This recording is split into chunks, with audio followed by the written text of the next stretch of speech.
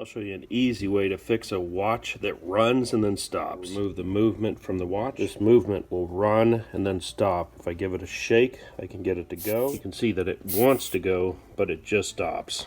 The best option would be to pull everything apart, clean it, and then service it.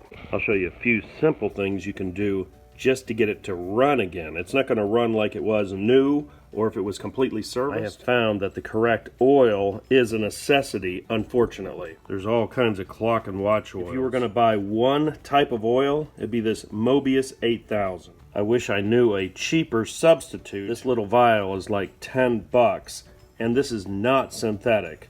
If you wanted the synthetic, that would be one called 9010, and that one is like 50 bucks for this much.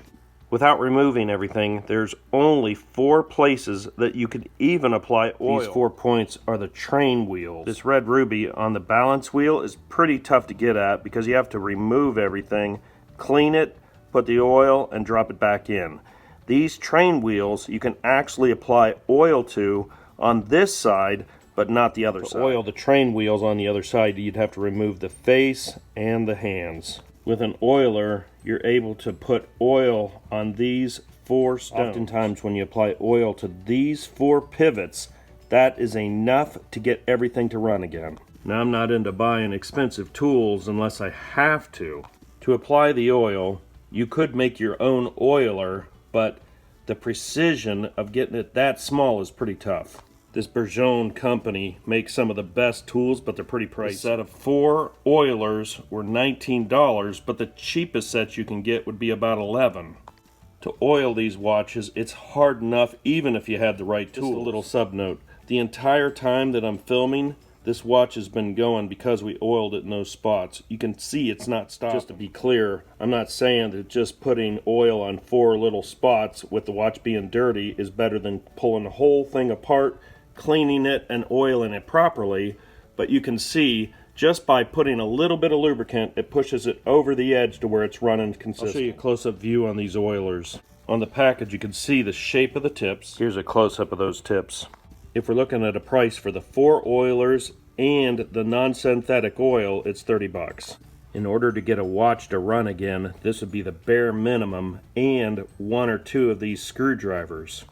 Now, just a note on these screwdrivers, you don't need the best screwdriver to pull a watch movement apart. But in order to keep any of the screwdrivers sharp, you need a piece of sandpaper. So you drag it this way, flip it over, drag it this way, then drag it across the top to square it up. I'll show you how I sharpen it. And no matter if you get the best screwdriver or any type of screwdriver, run it until it's flat, run it like this, flip it, run it until it's flat, run it this way, and then to square it off, drag it like that, and that will get this thing so sharp that it'll pull out any screw.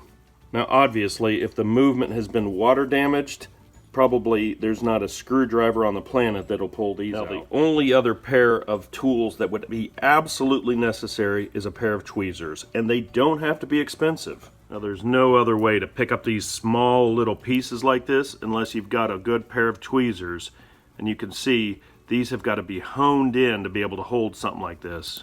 How do you hone in a pair of tweezers? The exact same way that you do your screwdrivers. Take the bottom, drag it across, and then take this end and drag it across, and that will get it so flat that you're able to pick up small pieces like this. The tweezers only cost about $2, but there's a few things you've got to have. Now this is a very nice set of tweezers, but there's one major problem. If you look closely at the tip, these are magnetized, and you can see it's grabbing onto that screw, which is extremely problematic. Now, I'm not picky about tools, but having the screw stick to it, you've got to have something that is non-magnetic. You've got to have the tweezers honed in with the sandpaper, because the pickup, I mean, this is thinner than a piece of paper. So you just kind of grab it as lightly as you can. If you apply too much pressure, this thing's going across the room.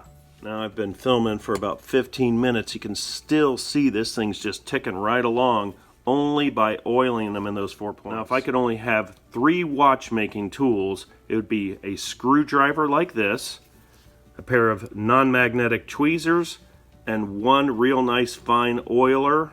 And I guess, of course, you would need the Mobius 8000 to be able to get things to run. Now, if you didn't want to buy the oilers, you could get in there with a regular needle and just shape an oiler so you could get the oil into place. When I first got started, I took a finishing nail, spun it all down, and I was able to get a screwdriver that works really well, but it's not hardened steel. This is hardened steel.